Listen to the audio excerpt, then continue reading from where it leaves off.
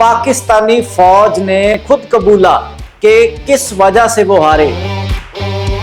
वो वजह कोई और नहीं थी, वो वजह थे सिख। एक टैंक्स का स्क्वाड्रन आया जिन्होंने हुसैनीवाला पे हमला किया कि आसमान के नीचे सिर्फ दो नारे थे, या अली और बोले सोनिया सत श्री अकाल। इन्होंने ये चीज मेंशन की है, सिखों को शहादतों का शौक है। भारत डेली टीवी देख रहे हैं आप, मैं करण हांडा। बात करेंगे 1971 वॉर की, 1971 की जंग की, जब पाकिस्तानी फौज ने, उनके एक अफसर ने खुद कबूला कि किस वजह से वो हारे। वो वजह कोई और नहीं थी बल्कि थी पंजाब रेजिमेंट। वो वजह कोई और नहीं थी, वो वजह थे सिख। तो सिखों की बहादुरी के किस्से में एक ये किस्सा जुड़ता हुआ, जिसमें पाकिस्तानी अफसर खुद बोलते हैं, किताब में लिखा उन्होंने बाकायदा, कि हम अगर हारे तो उसका एक ही एक कारण था, भारतीय फौज की पंजाब रेजिमेंट और सिख फौजी जवान। बात करेंगे, मेरे साथ करण गरेवाल राय हैं, स्वागत है। क्या किस्सा था ये?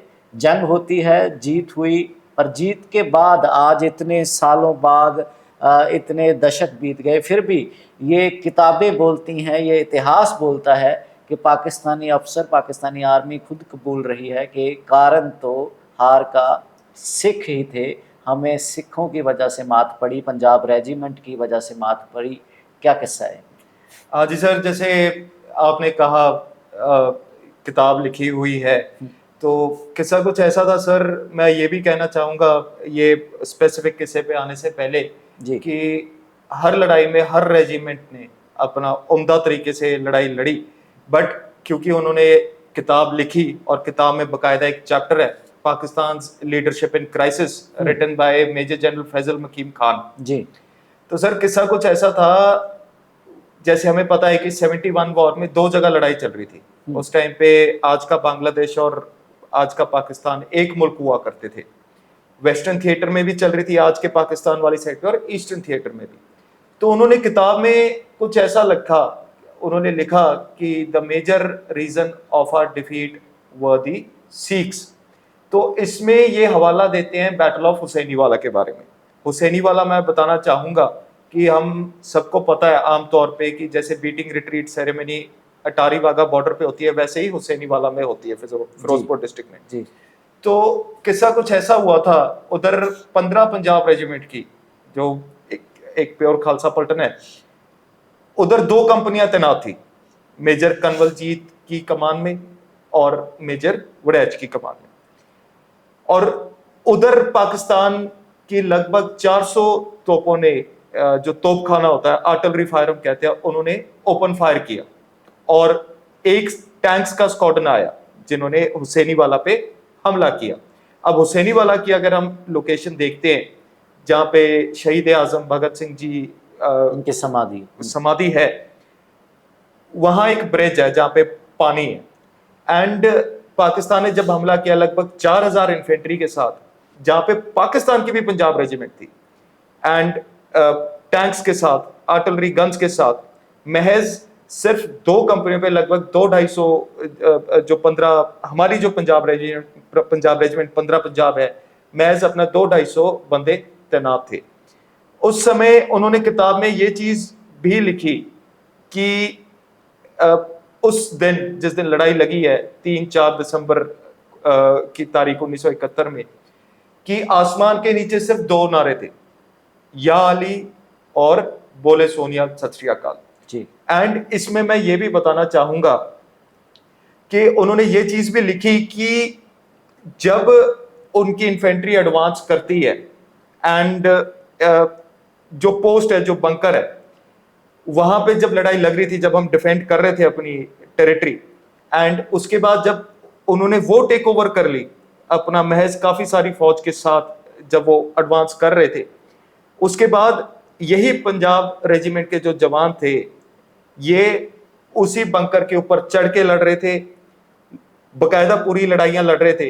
एंड उसके बाद आज की तारीख में अगर हम हुसैनीवाला भी जाएं, वहां आज की तारीख में भी जो म्यूजियम बना हुआ है और जो उधर आज भी जो टैंक के जो शेल्स हैं जो पाकिस्तान की साइड से फायर हुए थे उस समय, उसकी भी बकायदा पूरी निशानियां आज भी मौजूद है। तो वो जो ब्रिज है वहां उसको भी उड़ा दिया गया था। वो ब्रिज पूरा उड़ा दिया गया था क्योंकि हमें ये चीज थी कि वो एडवांस करते हैं, बीच में वाटर बॉडी आ जाती, तो उनका जो आर्मर है या जो टैंक्स होते हैं, आर्मर कह देते हैं हम उनको, उनका एडवांस नहीं कर पाएगा, उनको सॉर्ट ऑफ रोक दिया था, ब्रिज उड़ा दिया था। और एक तरीके से जो रीइंफोर्समेंट थी या सप्लाई लाइन थी वो कट ऑफ भी हो गई थी। और अपना उसमें एक हमारे अफसर ऐसे भी थे जिनको मतलब जिन्होंने प्रॉपरली सरेंडर नहीं किया, जब ओवर पावर कर लिया था उनको और उनको POW भी बना लिया था, जो आज की तारीख में अभी तक वापस नहीं आए।